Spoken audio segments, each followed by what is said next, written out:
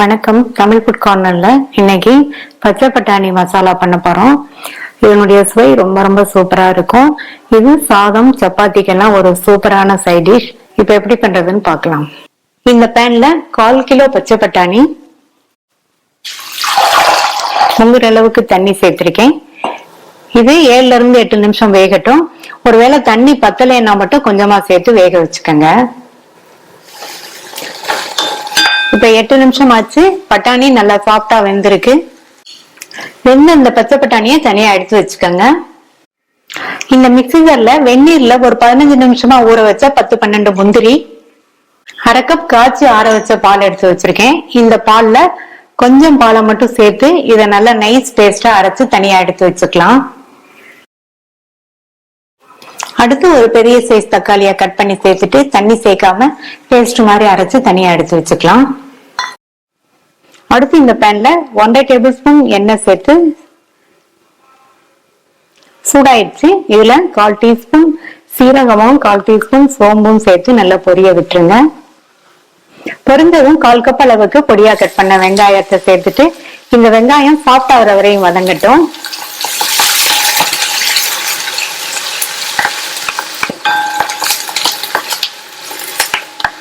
லைட்டா கலர் மாதிரி சாஃப்டா வதங்கினதும் இதுல 1/2 டீஸ்பூன் இஞ்சி பூண்டு விழுதையும் சேர்த்து பச்சை வாசனை போக வதக்கிக்கலாம். 2 நிமிஷமா வதங்கி இஞ்சி பூண்டு விழுதோட பச்சை வாசனை எல்லாம் போயிடுச்சு. ஸ்டவோட தீயை நல்லா குறைச்சு வச்சிருங்க. இது கூட 3/4 டீஸ்பூன் தனி மிளகாத்தூள், 3/4 டீஸ்பூன் கொத்தமல்லி தூள், 1/4 டீஸ்பூன்ல பாதி மஞ்சள் தூளும் 1/4 டீஸ்பூன் சீரகத்தூளும் சேர்த்து நல்லா ஒரு தடவை மிக்ஸ் பண்ணி விட்டுட்டு அரைச்ச தக்காளி விழுது இதுல சேர்க்கிறேன்.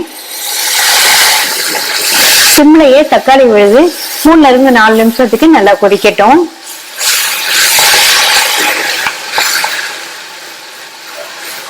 அடுத்து இதுல வேக வச்ச பச்சை பட்டாணி, பால் அரைச்ச முந்திரி விழுது, மீதி உள்ள பாலையும் சேர்த்துக்கலாம். இது கூட 1/4 டீஸ்பூன் கரம் மசாலா தூளும் இந்த கிரேவிக்கு தேவையான அளவு உப்பையும் சேர்த்துட்டு நல்லா மிக்ஸ் பண்ணி விட்டுட்டு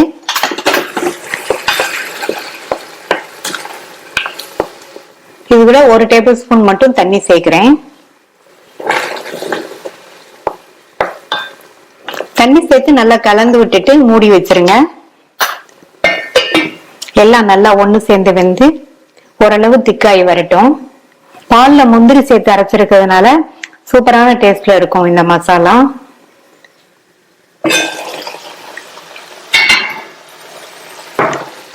நம்ம முந்திரி சேர்த்ததுனால நல்லா திக்காய் வந்திருக்கு பாருங்க. சூப்பரான டேஸ்ட்ல இருக்கும். ஒரு தடவை ட்ரை பண்ணி பாருங்க. அடுத்ததுல பொடியா கட் பண்ண கொத்தமல்லி இலைகள் கொஞ்சம் சேர்த்துட்டு மிக்ஸ் பண்ணி விட்டுட்டு ஸ்டவ் ஆஃப் பண்ணிடலாம்.